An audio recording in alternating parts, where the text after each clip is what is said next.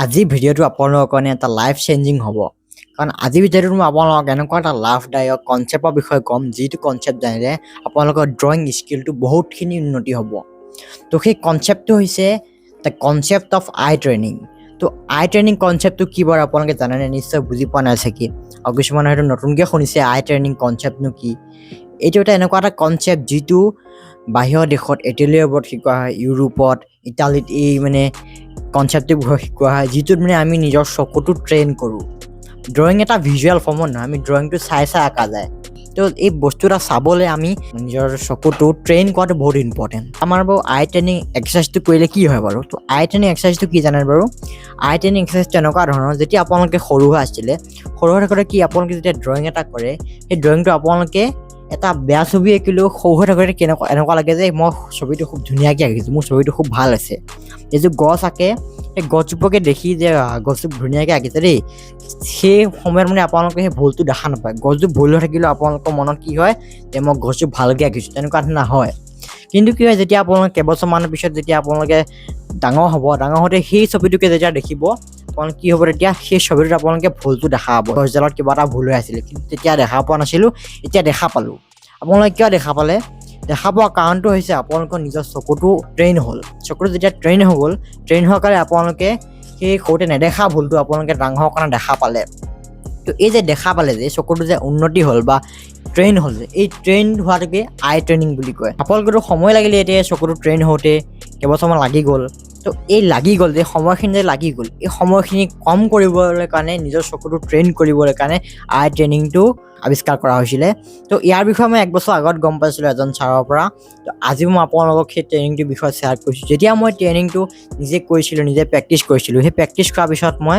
নিজৰ ড্ৰয়িং স্কিলত বহুতখিনি উন্নতি দেখিলোঁ তো আজি সেই আপোনালোকক মই এক্সাৰচাইজটো কৰি দেখাম আপোনালোকে কেনেকৈ আই ট্ৰেইনিং এক্সাৰচাইজটো কৰিব তো যেতিয়া আপোনালোকে আই ট্ৰেইনিং এক্সাৰচাইজটো কৰিব তেতিয়া আপোনালোকে বেলেগক সুধি থকা দৰকাৰ নাই আই ট্ৰেইনিং এক্সাৰচাইজটো কৰিলে আমি মানে এটা মাইণ্ডৰ এটা প্ৰেছাৰ দিওঁ আমাৰ নিজৰ ব্ৰেইনটোক এটা প্ৰেছাৰ দিওঁ কি হয় আপোনালোকে যেতিয়া ড্ৰয়িং এটা কৰে ড্ৰয়িংটোত সৰুকৈ কিবা এটা ভুল দেখিলে ভুলটো আপোনালোকে কি কৰিলে ছাৰক দেখালেগৈ যে মই ড্ৰয়িং এটা কৰিছোঁ ছাৰ চাই দিয়ক মোৰ ক'ত ভুল হৈছে তো ছাৰে দেখাই দিলে যে এইখিনি এটা ভুল হৈছে ইমানখিনি অলপ আগুৱাই দিব ভুলটো শুদ্ধ হৈ যাব এনেকৈ কৰি দিলে তো কৈ দিয়ে কেনে কি হ'ল আপোনালোকে সেইটো শুদ্ধ কৰি দিলে সেইখিনি ইমানখিনি অলপ আগুৱাই দিলে ছবিটো নাকটো অলপ দীঘল কৰি দিলে কি হ'ল তাৰপিছত ছবিটো আপোনালোকৰ শুদ্ধ হৈ গ'ল কিন্তু কি হ'ল আপোনালোকে কি কৰিলে সেইটো ছাৰক সুধিলে বা মাষ্টৰজনক সুধিলে ছাৰজনে কৰি দিছে ভুলটো কিন্তু আই ট্ৰেইনিং এক্সাৰচাইজটো কৰিলে কি হ'ব আমি কাউকে সুধিব নালাগে নুসুধাকৈ আমি নিজৰ ব্ৰেইনক প্ৰেছাৰ দি কওঁ যে ক'ত ভুল হৈছে নিজৰ মাইণ্ডটোক বিচাৰিব দিওঁ তেতিয়া কি হ'ব আমাৰ মানে চকু বা মাইণ্ডৰ লগত এটা কানেকশ্যন হ'ব তেতিয়া কি হ'ব আমি যিকোনো এটা ছবি আমি আঁকিব পাৰিম আমি ক'ব নালাগে যে মই আম আঁকিব পাৰোঁ কিন্তু আমৰ এটা সদা আঁকিব নোৱাৰোঁ এইটো ক'ব নালাগে তেতিয়া আমি চব বস্তু আঁকিব পাৰিম কাৰণ ছবি আঁকাৰ নিয়ম এটাই আপোনালোকে যদি ড্ৰয়িং কৰিব জানে তো আপোনালোকে সকলো ছবি আঁকিব পাৰিব আৰু এইটো মোৰ হোৱাটছএপ নম্বৰটো আপোনালোকে এটা মেছেজ কৰি দিব আপোনালোকক মই এটা ৱাটাৰ কালাৰ চিৰিজৰ লিংক দিম সেই লিংকটোত আপোনালোকে ক্লিক কৰি এটা ৱাটাৰ কালাৰ লেণ্ডস্কেপ ড্ৰয়িং আমি কেনেকৈ কৰিব লাগে তাৰ বিষয়ে গম পাব তো বলকচোন বাৰু আজি ভিডিঅ'টো আৰম্ভ কৰোঁ তো এতিয়া প্ৰেক্টিছটো কৰিবৰ কাৰণে আমাক বেছি বস্তুৰ প্ৰয়োজন নহয় মই এডাল চিম্পল পেঞ্চিল লৈছোঁ আপচাৰা পেঞ্চিল হয় 2B গ্ৰেড এডাল পেঞ্চিল লৈছোঁ অলপ শ্বাৰ্পকৈ মই চুচি লৈছোঁ তাৰপিছত এডাল ৰবৰ লৈছোঁ এডাল যে নিডেবল ইৰেজাৰ আপোনালোকে যিকোনো ইৰেজাৰ ল'ব পাৰে মনোজৰ ইৰেজাৰ ল'ব পাৰে তো ইৰেজাৰটো মানে কি যিটো বস্তু সৰু জেগাত যিহেতু আমি মুচিম আমি সেই সৰু ৰবৰ ল'লে ভাল হয় সৰু ল'ব তাৰপিছত এখন ট্ৰেচিং পেপাৰ বুলি কয় এখনক মানে ট্ৰেচ কৰিব পাৰে ইফালে সিফালে দেখা পায় মানে কাগজখনৰ তো ট্ৰেচিং পেপাৰ এখন লাগিব তো এই 3টা বস্তু হ'লে আমি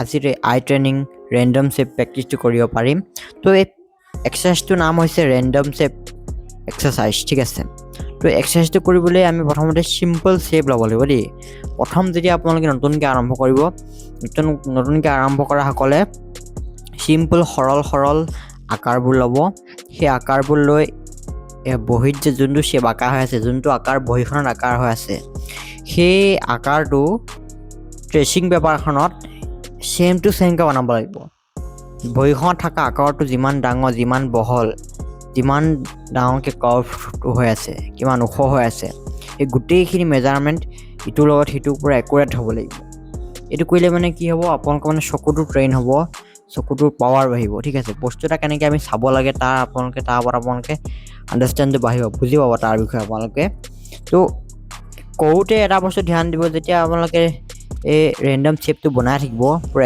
একুৰেটলি যেতিয়া বনাই থাকিব, তেতিয়া কি কৰিব, বস্তুটো দীঘলটোৰ তুলনাত বহলটো কিমান, মাজত কিমান জেগা আছে খালী হৈ আছে, এই গোটেইখিনি বস্তু আমি চাই অবজাৰ্ভ কৰিব লাগিব। অবজাৰ্ভ কৰি তেতিয়া আমি চাব লাগিব, নিজৰ ফালৰ পৰা 100% দিব লাগিব, ঠিক আছে। নিজৰ ফালৰ পৰা যেতিয়া আপোনালোকে 100% দিব, তেতিয়াহে আপোনালোকে সেই ট্ৰেচিং পেপাৰখন কাগজখনৰ ওপৰত দিব লাগিব। তো এতিয়া মই পূৰা মোৰ ফালৰ পৰা 100% দিছোঁ। 100% দি মই বস্তুটো পূৰা একুৰেটকৈ মানে শ্বেপটো আকাৰটো পূৰা একুৰেটকৈ দিবলৈ মই চেষ্টা কৰিছোঁ। এইটো এনেকুৱা এটা প্ৰেক্টিচ, যিটো প্ৰেক্টিচ কৰিলে আপোনালোকে কৈছোঁ নহয়, মই এইটো ফুল প্ৰুফ প্ৰেক্টিচ। মই যেতিয়াই প্ৰেক্টিচটোৰ বিষয়ে গম পাইছিলোঁ, তেতিয়া মই যেতিয়াই বেছিদিন নহয়, মই 10 দিন কৰিলোঁ। 10 দিন কৰোঁতে মই তাৰ ৰিজাল্টবোৰ দেখা পাইছিলোঁ। এতিয়া মই ওপৰত দি দিছোঁ, দেখিছে নাই বাৰু, ট্ৰেচিং পেপাৰখন মই শ্বেপটোৰ ওপৰত দি দিছোঁ।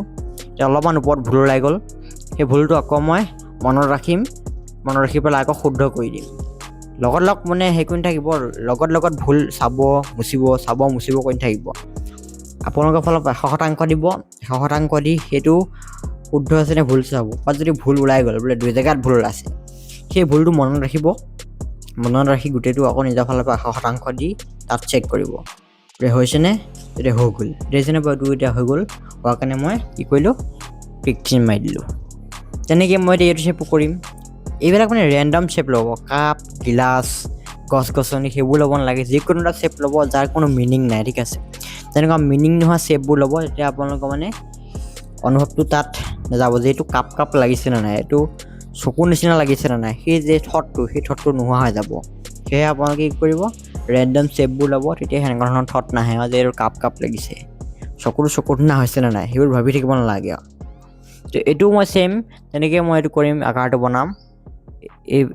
এই ৰেণ্ডম শ্বেপটোৰ মই বহলটো কিমান, ওপৰৰ অংশত এটা জোঙাকৈ এটা পইণ্ট হৈ আছে, সেই পইণ্টটো কিমানখিনি ডাঙৰ, কিমানখিনি দীঘল হ'ব, সেই মাজৰ গেপ কিমান আছে, সেই পইণ্টটোৰ মাজত এটা ৰাউণ্ডনেছ এটা আছে, সেই ৰাউণ্ডনেছটো পইণ্টটোৰ মাজৰ যোনটো গেপটো, সেই গেপটো কিমান আছে, এই গোটেইখিনি মানে অবজাৰ্ভ কৰিছোঁ। মই অবজাৰ্ভ কৰি চাইছোঁ। মই ইয়াত কোনো স্কেলৰ ব্যৱহাৰ কৰা নাই দেই, ইয়াত নিজৰ মাইণ্ডৰ ব্যৱহাৰ কৰিব লাগিব। নিজে চকুৱে চাব লাগিব, অবজাৰ্ভ কৰিব লাগিব বস্তুটো কিমান ডাঙৰ, কিমান দীঘল হৈছে বস্তুটো। গোটেইখিনি মানে আমি কি কৰিব লাগিব, অবজাৰ্ভ কৰি বহীখনৰ পৰা চাই ট্ৰেচিং পেপাৰখনত বনাব লাগিব। আৰু ট্ৰেচিং পেপাৰ যদি আপোনালোকে ক'ব বিচাৰে, তেতিয়াহ'লে ট্ৰেচিং পেপাৰ বিচাৰিলে আপোনালোকে ফ্লিপকাৰ্টত পাই যাব। ফ্লিপকাৰ্টত চাৰ্চ কৰিব আপোনালোকে ট্ৰেচিং পেপাৰ বুলি, আহি যাব। নহ'লে আগতে মইতো যেতিয়া ট্ৰেচিং পেপাৰ বিষয়ে নাজানিছিলোঁ, তেতিয়া মই এইটো চিম্পুল এখন কাগজ লওঁ, কাগজখনতে অলপ তেল দি দিওঁ। তেল দি দিলে কি হয়, মানে ইপাৰ সিপাৰ দেখা পায়। তেনেকৈ কৰিও আপোনালোকে যোনে নতুনকৈ ষ্টাৰ্ট কৰিছে তেওঁলোকে কৰিব পাৰিব। আপোনালোক মই এটা টিপ দিছোঁ, যেতিয়া মোৰ তাত ট্ৰেচিং পেপাৰ নাছিলে, তেতিয়া মই তেনেকৈ কৰিছিলোঁ। তো এইটো চাওক, এতিয়া মই ক'ৰবাত ভুল হৈছে, হয় নহয়, মই মানে কি ক'ৰবাত যদি ভুল লাগিছে, সেই ভুলটো মই প্ৰথমতে নিজে মাথা দিয়ে ভাবি চাম যে নিজৰ ফালৰ পৰা 100% দি মই কি শ্বেপটো পূৰা একুৰেটকৈ বনালোঁ, মোৰ মনটো লাগিছে পূৰা একুৰেট হৈছে। তেওঁ ভালদৰে চাব, ভালদৰে চাই দেখিব যে ক'ত অকণমান ভুল হৈছে, সিমানকণ ভুল নথওঁ, মানে ইমানকণ ভুল হ'লেও মানে নথবই, পূৰা মানে একুৰেটকৈ বনাব। নিজৰ ফালৰ পৰা 100% দিব। প্ৰথমতে 100% দি প্ৰথমতে কি কৰিব, বনোৱাৰ পিছত ভালদৰে চাব, ভালদৰে চাই দেখিব যে ক'ত সৰু সুৰা ভুল ওলাইছে। যদি ভুল ওলাইছে সেইটো শুদ্ধ কৰি দিব, কিন্তু ট্ৰেচিং পেপাৰৰ ওপৰত নিদিব। নিজৰ ফালৰ পৰা যদি 100% দিব, আৰু মানে দিব নোৱাৰে আৰু সিমানখিনি ইয়াৰ পিছতহে ট্ৰেচিং পেপাৰখন ওপৰত দিব। তেতিয়া আপোনাৰ মনটোৱে ক'ব পূৰা মোৰ একুৰেট হৈছে, বস্তু শ্বেপটো পূৰা একুৰেট হৈছে। তেতিয়া কি কৰিব, ট্ৰেচিং পেপাৰখন ওপৰত দি জুখি চাব। যদি একুৰেট ওলায়, মানে আপোনালোকৰ চকুবোৰ লাহে লাহে ট্ৰেইন হৈ আহি আছে।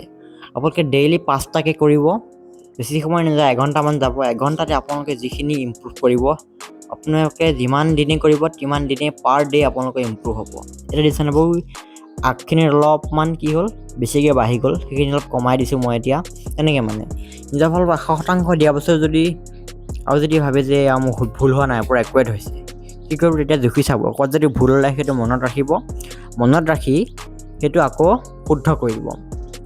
এনেকৈ কৰিলে কি হ'ব জানে বা, আপোনালোকক মই আকৌ কৈছোঁ, এনেকৈ কৰিলে আপোনালোকে যিকোনো এটা ছবিত ভুলবোৰ দেখা পাব। আপোনালোকে ধৰি লওক এটা পৰ্ট্ৰেইট ড্ৰয়িং দিছে, পৰ্ট্ৰেইট ড্ৰয়িংটো আপোনালোকে আগতে কি হ'ল, আপোনালোকে খুব সুন্দৰকৈ আঁকিলে, দেখিলে যে ক'ৰবাত কোনোবা এটা জেগাত ভুল হৈ আছে, কিন্তু ভুলটো ক'ত হৈছে মই গম পোৱা নাই, ঠিক আছে। সেই ভুলটো থৈ আপোনালোকৰ মানে অলপ ভাল নালাগিল, ছবিটো আঁকিব ভাল নালাগিলে, যিহেতু ভুল হৈ গ'ল। ভুল হোৱাৰ কাৰণে আপোনালোকে কি কৰিলে, ছবি তবি সামৰি ওলাই গ'ল ক'ৰবালৈ। ওলাই আহি যেতিয়া আকৌ ছবিটো উলিয়াই দেখিব, তেতিয়া আপোনালোকে ভুলটো দেখা পাব। কাৰণ আৰু এই যে ভুলটো দেখা পালে, এই ভুলটো দেখা পোৱাৰ কাৰণটো কি আছিলে, আপোনালোকে ওলাই গ'ল, অলপ মাইণ্ডটো ফ্ৰেছ হৈ গ'ল ন। ফ্ৰেছ হৈ যোৱাৰ কাৰণে কি হ'ল, আপোনালোকে সেই ভুলটো দেখা পালে। কেতিয়াবা এনেকুৱা হয়, আমাৰ ভুল হয় কিন্তু ভুলটো দেখা নাপাওঁ।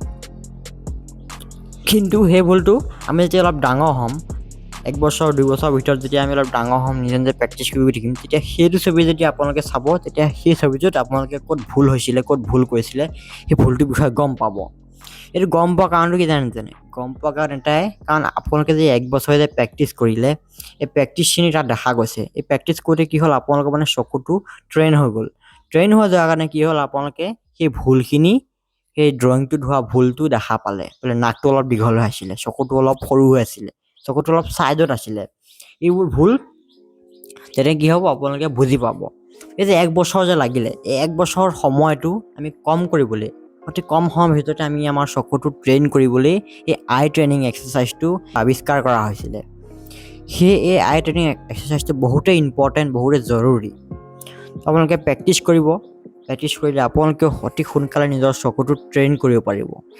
আৰু ট্ৰেইন কৰিলে কি হ'ব, আপোনালোকে অতি সোনকালে ড্ৰয়িংবোৰ ভালকৈ কৰিব পাৰিব। তো ভিডিঅ'টো যদি ভাল পালে এটা লাইক কৰি দিব, কাৰণ মই এনেকুৱা ছবিৰ লগত জড়িত এডুকেশ্যনেল কণ্টেণ্ট বনাওঁ। আৰু হোৱাটছএপ নম্বৰটো আপোনালোকে মোক প্ৰেক্টিচখিনি শ্বেয়াৰ কৰিব পাৰে, নহ'লে এইটো মোৰ ইনষ্টাগ্ৰাম একাউণ্ট হয়। এই ইনষ্টাগ্ৰাম প্ৰফাইলত আপোনালোকে মোক টেগ কৰিব পাৰে প্ৰেক্টিচবোৰ ষ্টৰিত, তেতিয়া আপোনালোক মই চাই দিব পাৰিম যে মোৰ ভিডিঅ' কিমান মানুহে চাইছে, কিমান মানুহে প্ৰেক্টিকেলি কামবোৰ কৰিছে। কাৰণ আপোনালোকে যিমানে লেচন নাচাওক, যিমানে ক্লাছেছ নকৰক, যেতিয়া আপোনালোকে নিজে প্ৰেক্টিকেলি এক্সাৰচাইজ নকৰিব, আপোনালোকে কেতিয়াও উন্নতি হ'ব নোৱাৰিব। তো সেয়ে টেগ কৰিব, আপোনালোক চাম, মোৰ ভাল লাগে তেতিয়া। আজিলৈ ইমানেই, বাই বাই।